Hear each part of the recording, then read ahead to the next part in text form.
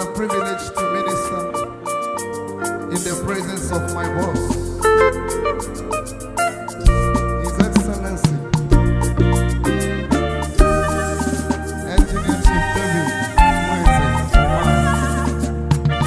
I'm very grateful for the privilege to get to it. Ice, Amuru,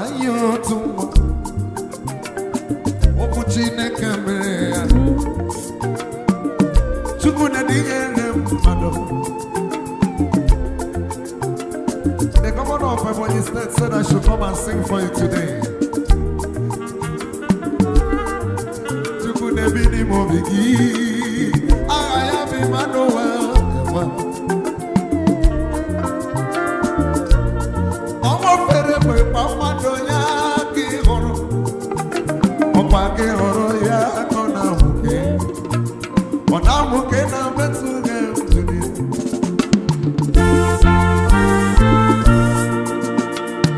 Anyi horo ezine ya meri,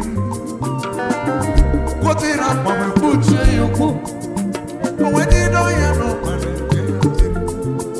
Kamera kame wene ne yozi, akame werobi were yono, were no tere yozi, akame werobi tere yozi, akame werobi tere yozi, ebe perina mata tere yozi, akame werobi tere yozi, kukwabo ke kusuri lo yono, ni oye orawa to chuku, baby.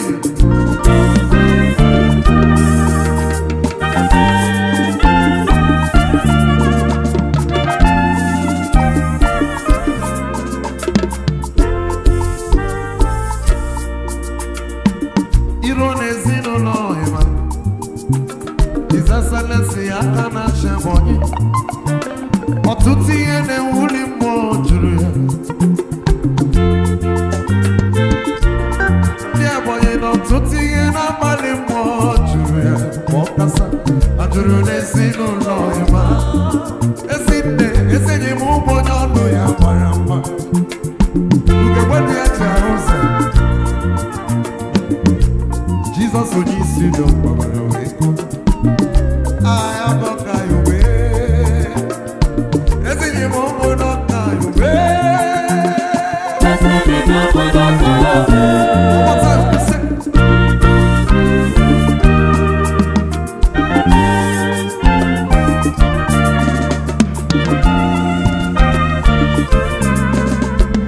Now, Excellency Nora, listen, in who one na Chineke give you a movie.